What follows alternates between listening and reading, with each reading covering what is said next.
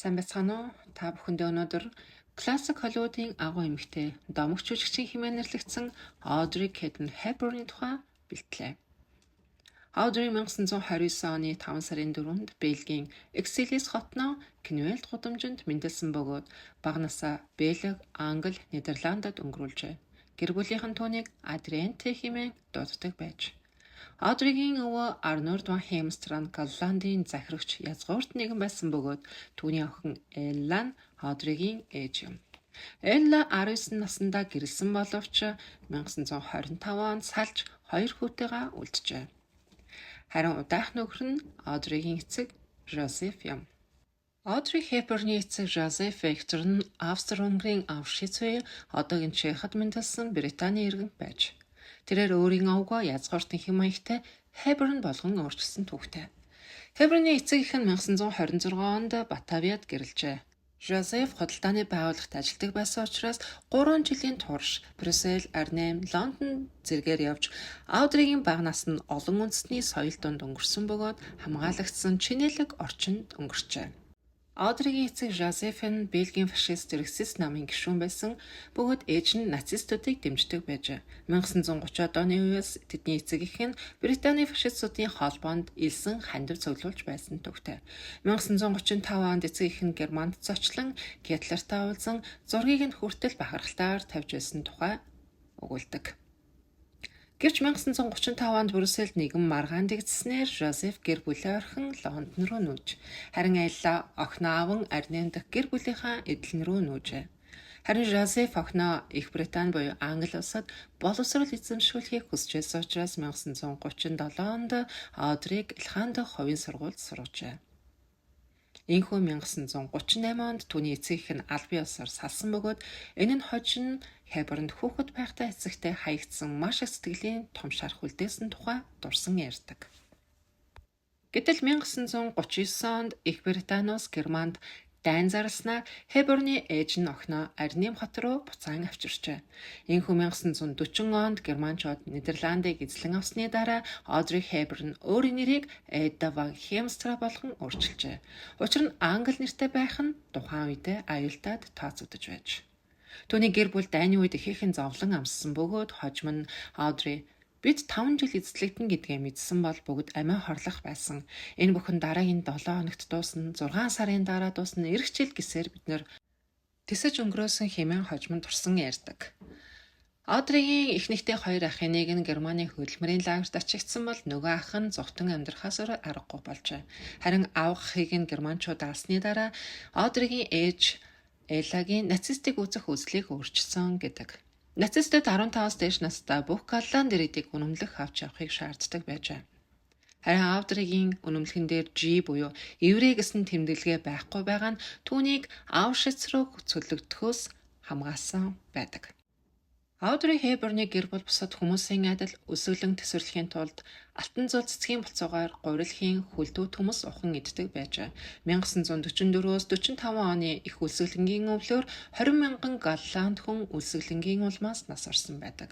Дайны дараа үлсгэлэн хоолт тэжээлийн дутагдалд орсноор Hepburn маш хүндээр өвчлөн амьсгалын замын халдвар авчээ. 1945 оны 10 сард түүний ээж Элла нь Британий армийн офицер Микки Бёрнд хандан тусламж хүсжээ. Бёрн түүнд тамхи явуулсныг Элла хар цагтаар аваачин зарж тэр мөнгөөрөө Hepburn-д пенсилин авч амийг нь аварч байсан түүхтэй. Өсвөр насндаа байсан тул Audrey-гийн биеийн хөгжил нь бүрэн гүйцэд хөгжөөгүй бөгөөд хожимч гэсэн дайны үеийн хоолт тэжээлийн дутагдлаас бүрэн сэргэж чадаагүй гэдэг. Дайн дууссан ч гэсэн Audrey удаан хугацаанд тамир тэнхээгүй байжээ. Дайны жижигдэд гэр бүлийн санхүүгийн байдал эрс өөрчлөгдөн эзэмшиж байсан олон эдлэн газрууд нь сүйдсэн байна. Энэхүү 1945 онд Audrey ээжийнхэн хамт Амстердам руу нүүж тэндээр балетын сургалтаа эхлүүлжээ. Харин ээж Элла нь баян айлын гэрэг цэвэрлэн хоол хүнсийг нь хийх зэрэг ажлыг хийдэг байжээ. Hepburn 1948 онд Dutch Seven Lessons гэдэг нэртэй агарын үйлчилгээний ажилчны дүрээр анхны дүрээ бүтээсэн байдаг. 1948 онд тэрээр балетын тэтгэлэг аван Лондон нүүх боломжтой болж. Гэвч тэрээр дайны үед авсан хит тураал ядрал зэрэг нь балетын хүнд бэлтгэлийг давах чадваргүй хэмээн чөлөөлөгдсөн байна. Энэхүү тэрээр хайртай балеттой орхисон ч гэсэн жүжигчний карьер эхлүүлэхийн тулд энэ тэнд жижиг мюзикл дөрүүдэд тоглож эхэлсэн. Энэхүү явсаар 1952 онд Dickens-ны Secret People Canon-д бүжгийн бүх үзүүлбэрээ өөрөө хийж, Айслиг балетын бүжигчний дүрийг бүтээжээ. 1951 онд Диккенсон Одригийн дүр шалгаруулж байгаа бичлэгийг нь найруулагч Уильям Уиллерт илгээсэн байна. Хожим Уиллер дурсахдаа тэр надад хэрэгтэй байсан сэтгэл татан байдал, гинэн цайлган зан, авиас бүгдийг агуулсан байсан. Тэр маш их хөвгчлөлтөө нэгэн байсан бөгөөд бид бүгд түүнийг хараад энэ охин мөн байна гэж дуалдсан хэмээн дурсан ярьдаг. Энэхүү Элизабет Тайлер санал болохоор төлөвлөж байсан Roman Holiday Canon-ы Европын гүнж Энни дүрд Аудрийг сонгон 1953 онд тоглуулснаар кино хийхэн амжилт олж Хеберн шүүмжлэгчдээс өндөр үнэлгээ авчээ. Тэрээр шилдэг эмэгтэй гол дүрийн Оскар, Бафтагийн шилдэг Британи эмэгтэй жүжигчин, мөн Алтан бөмбөрцөг наадмын шилдэг эмэгтэй жүжигчний шагналыг хүртжээ. Нью-Йорк Таймс түүний тухай бичгтээ тэр хачин жигтэйхэн үзэсгэлэнтэй хааны язгууртны мөрт сүр жавхлан хүүхдийн гинэн байдалтай хослуулсан нэгэн хэмээн дүрсэлсэн байдаг. Ladies and gentlemen, in New York City, Miss Audrey Hepburn in Roman Holiday. Audrey Hepburn is in New York, but a big in-person audience sees her come forward to receive her Oscar from Jean Herschel. The Dutch-born actress rose to fame in her first big-time role as the runaway princess in Roman Holiday. 1954 онд Уолдрийн Сабрина Canon тоглож, энэ Canon-д Баян айлын ах トゥ хоёр жолоочийн охин Сабринанд дурлаж байгаа тухай гардаг. Хеберн энэ дүрээр Оскарын шилдэг эмэгтэй жүжигчний шагналд нэр дэвшиж, Бафтагийн шилдэг эмэгтэй жүжигчний шагналыг хүртжээ. Нью-Йорк Таймсд түүнийг тэр бол гайхалтай өргөн хүрээний мэдрэмж уян хатан илэрхийллээр дүүрмэсгүй. Түүний гигэн дүр төрхөн Сабринагийн дүрд бүр тодорхой харагдаж байна гэж бичжээ. Roman Holiday Canon-ы үед түүний хувцлалтыг алдарч загвар зохион бүтээгч Эдит Хайд загварчилж байсан бол 1954 онд Сабрина Canon-ы үеэр Audrey Францын загвар зохион бүтээгч Hubert de Givenchyтай хамтран ажилласан нь түүний хэм маягийг бүрнээ өөрчлөн зогслоож чаджээ. Ингийн гинэн охноос жинхэнэ Франц эмэгтэйн хэм маягийг бий болгож чадсан гайхалтай хувцлалтыг Сабрина Canon-аас харж болох бөгөөд энэ нь тухайн үедээ олон эмэгтэйчүүдийг байлдан дагуулж байжээ. Цаашдаа алдарт загвар зохион бүтээгч маань Audrey-ийн хэд хэдэн Canon-ы хувцсыг загварчилсан бөгөөд зөвхөн Canon-д бус өдөр тутмын хувцс загварын зөвлөгч болсноор насан туршийн нөхөрлөл нь үүссэн түүхтэй. Тэр жилээ Audrey Broadway ондон жүжиг тоглон хүнд дурладаг усны гүнжийн дүрийг бүтээжээ. Тухайн дүрээрээ 1954 онд Тонигийн шилдэг эмэгтэй жүжигчний шагналыг хүртсэн бөгөөд Оскар болон Тонийг нэгэн зэрэг хүртсэн цөөхөн жүжигчдийн нэг болжээ. Жүжигэн үеэр Audrey хамтран тоглосон Mel Ferrer-тэй дотн харилцаатай болж 1954 оны 9 сарын 25-нд Швейцарт гэрэлсэн байна. 1955 онд дэлхийн хамгийн алдартай жүжигчин долоодог Golden Globe шагналыг хүртжээ. Дараа жилд буюу 1956 онд Лев Толстой Дайн ба инх романаас сэдвсэн Canon-д нөхөр Mel Ferrer-тэй хамтран тоглосноор Бафта болон Алтан бөмбөрцгийн шагналд нэр дэвшжээ. 1958 онд Анна Франкийн өдрийн тэмдэглэл Canon-д Анна Франк охины дүр тоглохыг түүний эцэг Отто Франк өөрийн биеэр ирж Audrey-гоос гуйсан боловч тэрээр татгалцсан байдаг.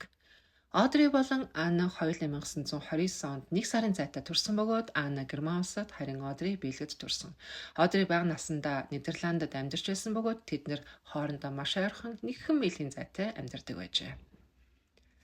1959 онд тэрээр Nance Story Canon тоглож шашны хүнд амьдралын замналыг харуулсан Sister Luke-ийн дүрийг бүтэжээ. Энэ дүрээрээ тэрээр 3 дахь удаага Оскарт нэр дэвшиж 2 дахь Бафта шагналаа хүртсэн. Энэ дүр нь түүний зөвхөн үзэсгэлэнтэй романтик эмэгтэй гэдгийг ойлголтыг үгүй хийж жинхэнэ жүжигчний хувьд баталж байна гэж дүгнсэн байдаг. Харин 1961 онд тэрээр алдарт Breakfast at Tiffany's Canon-да тоглосон бөгөөд Canon-ы зохиолч нь анхандаа уг дүрийг жүжигчин Marilyn Monroe тоглохыг хүсэж байсан боловч Hepburn-ы гайхалтай тоглосон хэмээн үнэлжээ. Энэхүү дүр нь Америкийн кино урлагийн алдартай дүрүүдийн нэгт тооцогддог бөгөөд Audrey-гийн карьерийн хамгийн тод төлөөлөл болжээ. Тэрээр энэхүү дүрээрээ Академийн шагналыг хүртсэн юм.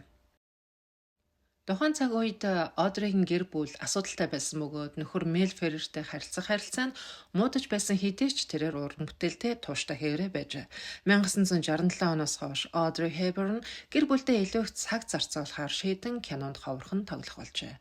Ингэж явсаар 1989 онд Стивен Спилбергийн Always кинонд тэнгэрлэгчийн дүрийг бүтээснээр кино урлагтах замналаа дуусгасан байна. Хэдийгээр алдар нэр хүндтэй байсан ч гэсэн хувийн амьдрал нь эдрээтэй байж бүр анх 1952 онд Одри аж үйлдвэрийн магнат Джеймс Хансантай анх сүү тавьж аж анхны харцаараа дурлсан гэдэг боловч тэрээр хоримд бэлдэж байх үедээ сүүгээ цуцалсан. Учир нь тэрээр хүнтэй гэрлэхдээ өөрийгөө бэлэн бос байна гэж тухайн үед үзсэн гэнэ. Харин 1954 онд тэрээр жүжигчин Мел Феррертэй гэрэлсэн бөгөөд гэрэлтийн жилүүдтэй Одри хэд удаа жирэмсэн болсон боловч хүүхдүүд алдаж байсан нь түүний сэтгэл зүйд хүн дээр тусч ажилд нь нөлөөлж байжээ. Азарч хэмээн 1960 оны 6 сарын 17-нд тэрээр хүү Шон Хепбер Феррерээ төрүүлжээ. Мел Феррер түүнээс 12 насаар ах байсан бөгөөд Одритэй гэрлэхээс өмнө 2 удаа гэрлэж байжээ. Hepburn Ferrer нарыг Холливуудын алтан хос гэж нэрлэж болохоор байсан боловч бодит амьдрал дээрээ тэдний гэрлэлт тийм байсангүй. Мел Феррер түүнийг хаарддаг, хэд захирангуй ханддаг байсан гэдгийг сэтгүүлчд болон хамт ажилладаг кино багийнхан ярьдаг. Одриг хаан хинтээ ярьцлагагүй хэрхэн зураг авахуулахыг хүртэл Мел шийддэг байжээ. Гэсэн хэдий ч Одриг гэрлэлтээ авч үлдэхийг ихэд хичээдэг байсан бөгөөд магадгүй багт нь аав нь түүнийг орхин явсан айдас нь үүнд нөлөөлсөн гэж хожимд урсдаг. Энэхүү 14 жил гэрэлсний эцэст 1968 онд тэд салжээ. Үүний дараагаар Hepburn аялж явахдаа Италийн сэтгэл зүйч Андре Доттитой танилцсан илүү олон хүүхэдтэй болж ажил карьераа орхих тухай хүртэл бодож байжээ. Энэхүү 1969 онд тэд гэрлээд 70 онд хүү Лука Андре Доттинд төржээ.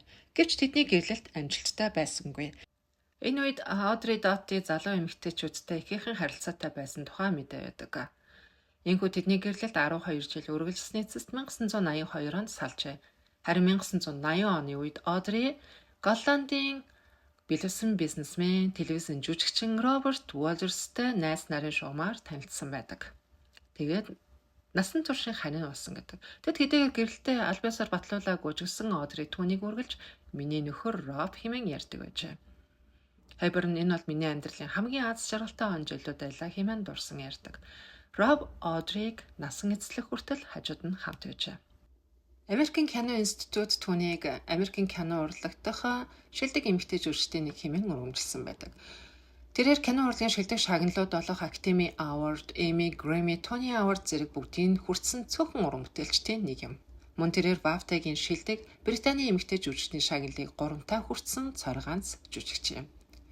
Түүнийг нас эцэслэсний дараа ч гэсэн олон шагнал хүртэж байсан бөгөөд үүнд Grammy болон Emmy-гийн хүндтэй шагналууд багтдаг. 2009 онд Times түүнийг Английн бүх цаг үеийн шилдэг 10 жүжигчин эмэгтэй нэгээр нэрлсэн байдаг. Audrey Hepburn дэлхийн хамгийн үзэсгэлэнтэй загварлаг эмэгтэйчүүдийн нэг байсан төдийгүй түүний даруухан минималист эгэл хэрнээ тансаг хэв маяг загварын ертөнцид өнөөдрийг хүртэл хүчтэй нөлөөгөө үзүүлсээр байна. Түүний кинонд бүтээсэн дөрүүд хувцс загвар, харц, хээгүү энгийн байдал нь үрд мөнхөрх сонгодог загварын илэрхийлэл болон үлджээ. Түүний загварын нөлөө олон 10 жилийн турш үргэлжилсээр байна. 1953 онд Roman Holiday киногаараа нэрт гарч байх үед тухайн цаг үеийнхэн Marilyn Monroe, Elizabeth Taylor зэрэг дур булаа махлаг бие гальбартай эмэгтэйчүүдээс эрс ялгаатай өөр төрлийн эмэгтэйлэг дүр төрхийг бий болгожээ. Түүний богинос, өтгөн хөмсөг, туранхай бие төрх нь одоо ч гэсэн охид залуучуудын дуур хатвартай дүр төрх болсон. Audrey зөвхөн жүжигчин загварын бэлэг тэмдэг байгаа зогсохгүй хүмүүнлэгийн үндэстэн байж амьдралынхаа сүүлийн жилүүдэд тэрээр Этиоп, Венесуэл, Эквадор, Гондурас, Гватемала, Сомали зэрэг олон газраар явж сайн дурын хүмүүнлэгийн ажилд өөрийгөө бүрнээ зориулж ажээ. 1992 оны 9 сард Сомали дэх хүмүүнлэгийн ажлаасаа Швейцарт буцан ирсний дараа Hepburn хэвлэгээр нь хүчтэй өвдөж эхэлсэн байдаг. Эхний шинжилгээгээр мэдэгдээгүй боловч Лос Анжелес дахь эмнэлэгт хангалгаанд орсноор түүнийг ховор төрлийн хэвлийн хорт хавдартай болсныг оншилжээ. Hepburn гэр бүлтэйгээ сүүлийн 100 сарын баяраа тэмдэглэхээр Швейцар руу буцахыг хүссэн ч нислэгээр түүнийг авч явах боломжгүй гэлээ. Энэхүү түүний найз загвар зохион бүтээгч алдарч Живанши хувийн онгоцоо цэцгээр дүүргэн бэлдүүлэн түүнийг Женев рүү хэврэлсэн байдаг. Тэрээр амьдралынхаа сүүлийн өдрүүдэд Швейцарь дахь гэртээ байгалийн сайхан дунд цэцэрлэг зугаалan өнгөрөөсөн. Гэсэн хэдий ч өвчнөн хүндэрч хэвтэрт орсон байна. Энэхүү 1993 оны 1 сарын 20-нд 63 наснда Audrey Hepburn гэртээ унтаж байхдаа хорвоог орхижээ. 1 сарын 24-нд оршуулгын ёслол нь Швейцарьт болсон бөгөөд Нидерландын хааны гэр бүлээс цэцгийн өргөл эрүүлж хүндэтгсэн гэдэг. Гэнэг хэрний хөгжилтэй инээмсэглсэн тэрэл дүрдөрхөөрөө Audrey Hepburn-ы амьдрал мөнхрөн үлдсэн нь энэ. Киношгийн сонирхолтой амьдралаар амьдарсан нэгэн сайхан бүсгүйн түүхийг танд товчлон хүргэлээ. Анхаарал тань сонссонд баярлалаа. Дараа дахин уулзцгаая. Wherever you're going, I'm going your way. Two drifters off to see the world. There's such a lot of world to see. We're after the same rainbows and